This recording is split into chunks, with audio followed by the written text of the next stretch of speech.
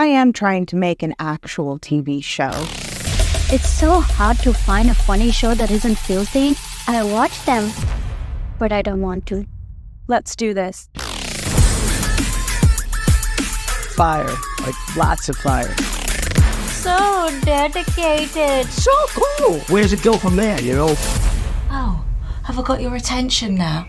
This is bigger than you can handle. Got any plans for tonight? What are you waiting for? Let's go. Cool? Absolutely!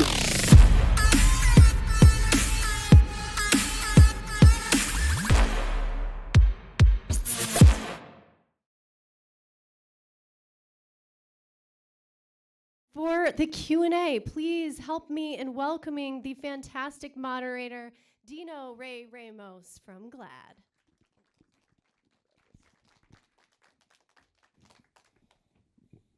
Welcome. Hi. Hello, everyone. Wasn't that fun? That final scene, huh? How about that? So I want to welcome to the stage the wonderful creators and cast of this film. First, we have actor, writer, creator Kit Williamson. It's jumpsuit day too. Like, who else is in a jumpsuit? We have actor, writer, director, producer James Bland.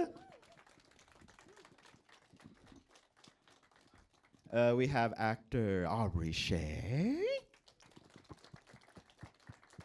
And last and not least, CEO of Cold Iron Pictures in the film Arcade, Miranda Bailey. Here we are. Thank y'all. I feel so far. Let me move closer a little bit. All right. Thank y'all for being here. Thank you for having us. Yeah, of course. So that was fun. I want to start with Kit. So I first heard about Unconventional shortly after I left Deadline in like 2020-ish. I think that sounds about right. What was the initial seed that kind of made you want to tell this story about two queer siblings? So my previous series, Eastsiders, is very much about being a mess in your 20s and figuring out the next stage of your life. And I wanted to tell a story about being a mess in your 30s and the unique problems that come up when you're trying to really define the next chapter of your existence. You know, as queer people, the roads that are laid out for ordinary folk are not necessarily paved for us. We have to forge our own. And we sometimes go down unconventional routes as a result. But there's beauty in that. And that was the initial germ that inspired me. We developed it at the Sundance Lab prior to the pandemic, and it was actually originally set in New Orleans, because I also wanted to tell a story about Southern expatriatism. As you can tell, the characters are from Texas and are now, you know, out in the California desert, which was a revision that came out of COVID and wanting to be able to shoot in a place that was safer for us to shoot in the times that we were shooting it. But I think really lended itself to a contrast that was really fruitful for the show. And for James and Aubrey, what was it about the series when you first read it? And like, what was it that you connected with personally? Yeah, well, I was really privileged to be a part of the writer's room. Yeah. And we don't see characters like this. I rarely get to see myself, you know, on screen. And so I just really connected to the authenticity, Kit's voice overall, and characters that I could relate to, in a setting in which I felt as if we could see ourselves and really feel celebrated, you know, as queer people. And so that was the hook for me. Yeah, so many things drew me to this project. My ring just broke, so forgive me. So many things drew me to this project. I mean, one, the fact that it's so queer, obviously, and that none of the characters are really struggling with their identity. That spoke to me immediately, and was really influential to my relationship with myself and my identity. But also, I can relate a lot to Margot. Margot kind of reminds me a little bit of me before I was medicated, and she's a bit more like uninhibited than me. But I also am bipolar, and throughout the show, without giving too much away, I mean, we can kind of see that there's some sort of influence of childhood trauma when it comes to these siblings' modern day relationships, and we kind of get into that more throughout the show. And when I read this script, I was grappling with the same thing in my personal life. So, and I'm from Florida and moved to LA, so that sort of like expatriatism theme coming from the South. It was just very relatable to me. And I read the script, and I literally was like, does Kit know me? Like, have we met? And I like told him my story, and I just forgot. And it was just, yeah, it was very kismet. It was an instant connection. I feel like, or, right now, first I want to say that GLAAD recently released our 19th edition of the annual Where Are We on TV study, which, sees where the queer queer representation is on the landscape of broadcasts, streamers, and all the episodic stuff. So we're gonna get into it. So for the year of 2023 to 2024, there was a decrease of LGBTQ characters from the previous year. And Miranda, I kind of wanted to start off this conversation with you because you, in an interview with Deadline, you mentioned that creating this series was a journey. And first off, you have this slate of queer characters, and now you have we are going through a very interesting time in the industry where, let's face it, the industry's on fire. And we're just like, oh, we're fine. It's that meme of the dog where the house is on fire and we're fine. But, it's very interesting. Can you talk about, it says, like, in the interviews, you mentioned that the streamers love the show, but it has too many gay characters, which would alienate half our audience. And this wasn't that long ago. And do you think that this changing time will even make it more difficult for more non-traditional shows that may be risky to Hollywood? I don't know if I'm the right person. Hello? I don't know if I'm the right person to give you an answer that's not optimistic, because I kind of look at the bright side of things. Yeah. By the way, remember when it was called Trying? So our show was originally called Trying, and so we're still trying, right? Then we changed it to Unconventional. It's funny you mentioned like how there's been a decrease since 2023 or 2022. There was also very little representation at that time of LGBTQ plus or any kind of mental illness as well. And so the fact that it's even decreased more is pathetic, which is also one of the reasons why I decided to partner with Kit and make this show. We were very conscious of making sure that LGBTQ characters played themselves, and that people with mental illness, or what you would call that, also who I truly identified as that representation, right? So that we could be the most authentic but yet entertaining way of making this show.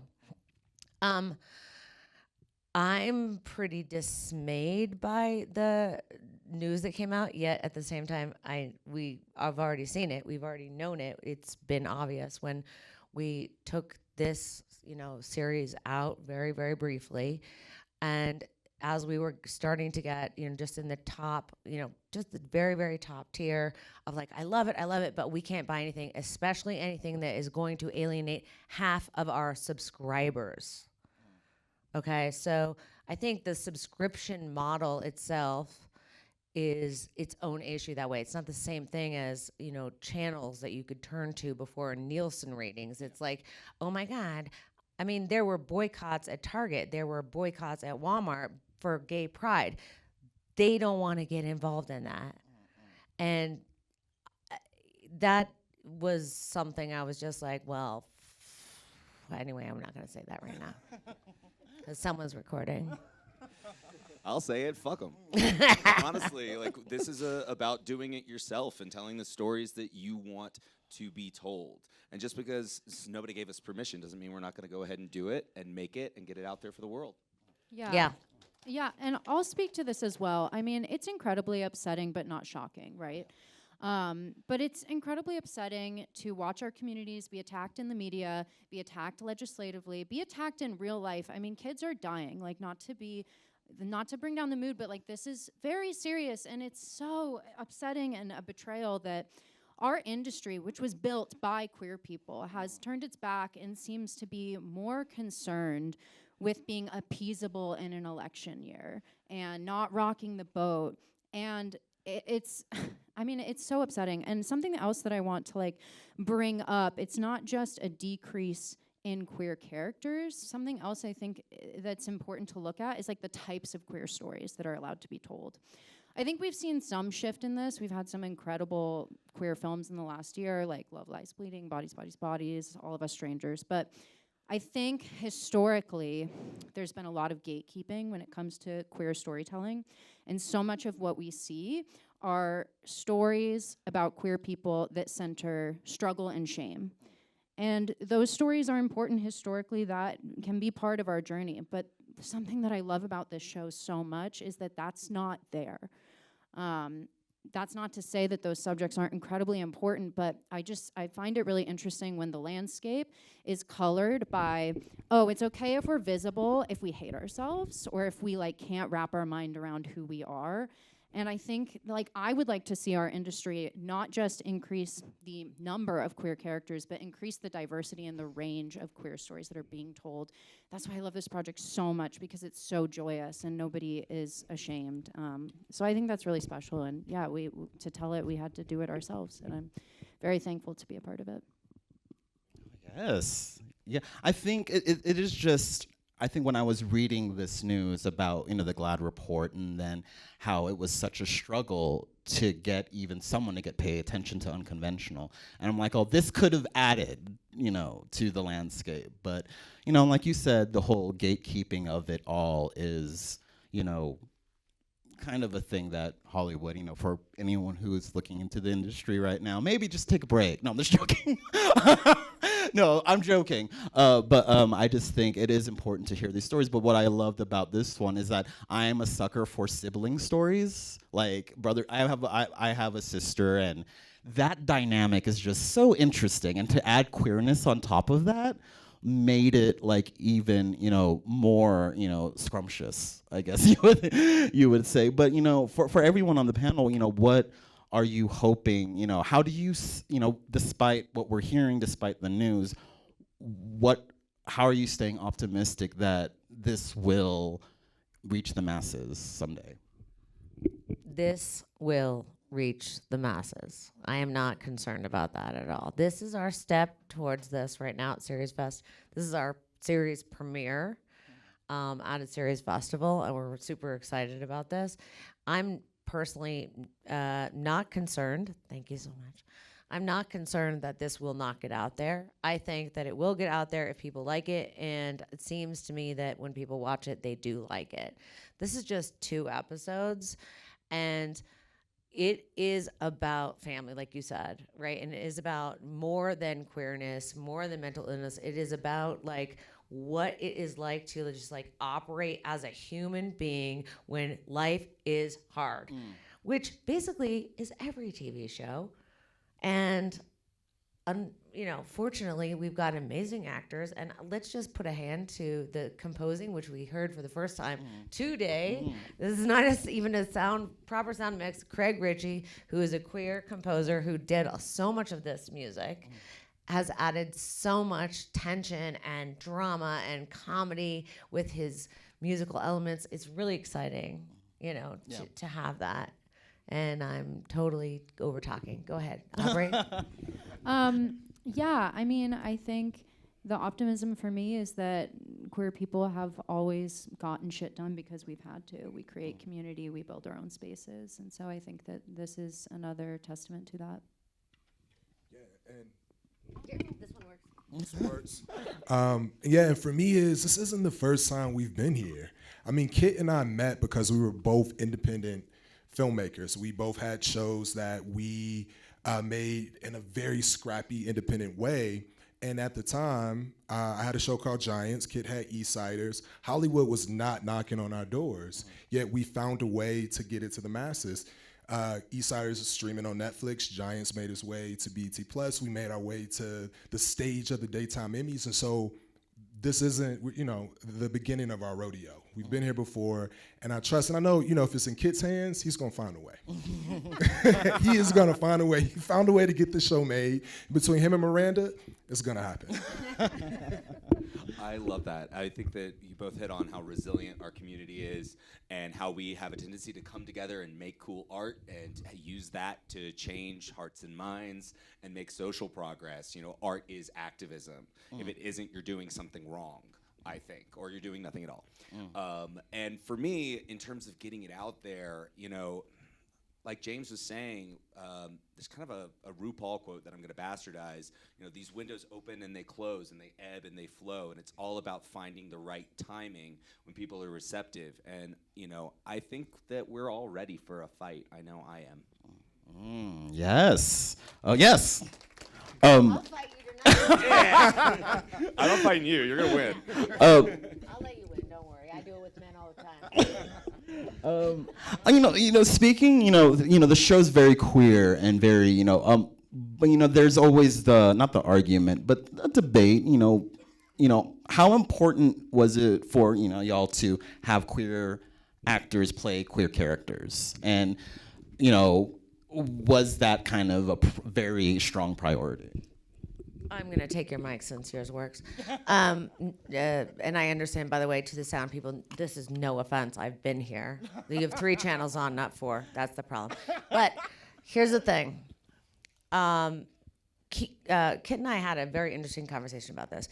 He and I were both incredibly strong-willed about making sure that queer characters were queer characters. But there was a conversation I remember that we had where I said, we need to be careful to make sure that we also have queer people playing straight characters and some straight people playing queer characters, because the last thing that we want is to say queer actors can only play queer characters. I didn't want that. He didn't want that. And so the doctor, for instance, who, no spoiler alert, may end up as a romantic person to somebody you may have seen, I'm not saying who, but that is a queer actor playing a straight actor.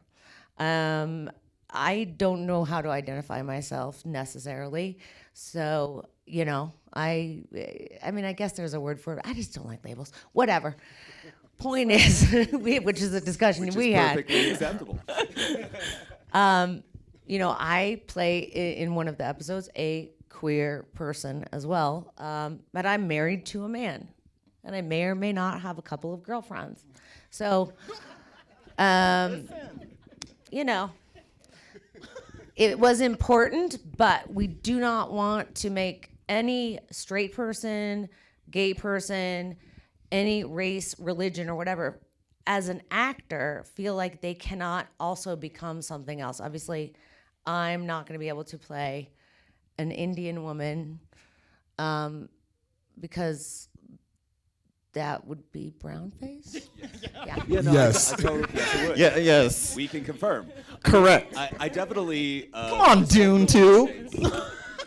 When I came out, quote unquote, professionally by making Eastsiders, I was always out. Everybody always knew. But when I first played a gay character, suddenly the only opportunities that I would get would be for gay roles, despite the fact that I had just come off 2 seasons of Mad Men playing a straight character.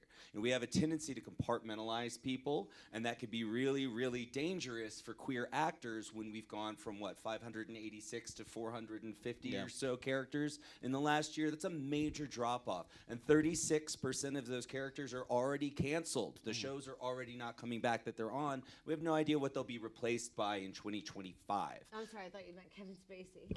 Yeah, he's done. Oh no, different story. Canceled. But I don't want to put anybody into a box, but I do want to create opportunities for queer actors to bring their authenticity and their lived experience to their roles. So in front of and behind the camera, we always prioritized making opportunities for people who historically do not have them in Hollywood. Amen. Do we have time? Okay, cool. We're gonna. Wow, it's perfect timing. Throwing the audience for questions right there. We're low on mics. Listen, it's gonna Sally Jesse Raphael this. Thank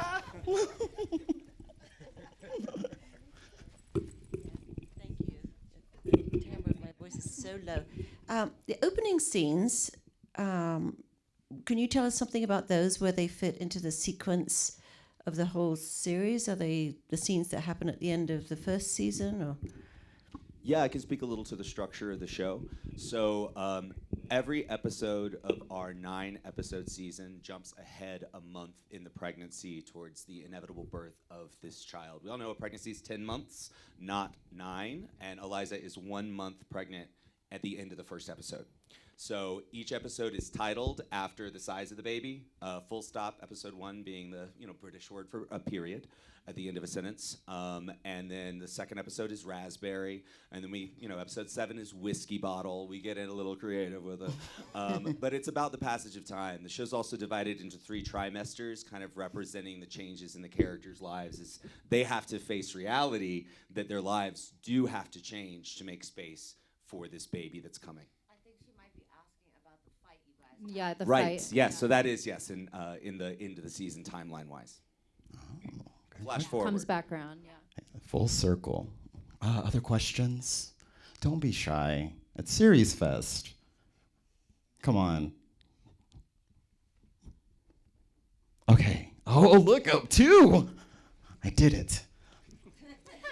Your influence.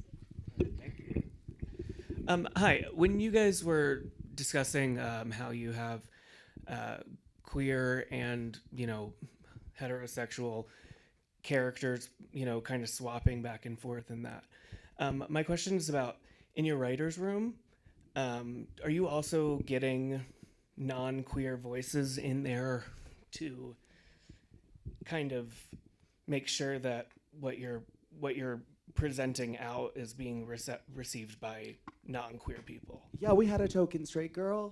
Of course. Two. And they're not tokens. Yes. It was a joke. It was a joke. Yes. But you can win that later at a raffle. And then there's another question over here. Over here. We're over here. Hi, Kit. My question is for you. Only because I'm currently writing something that has a lot of sex scenes. I guess, this is a strange question to ask, but it feels so real. It almost is feels like improv, but I imagine that you wrote this with a lot of, thought put into it. So what is your process when you're doing something that's so intimate and, you don't want it to, you want it to be tasteful, but you also want it to be story-driven. So I'm just curious how you do that.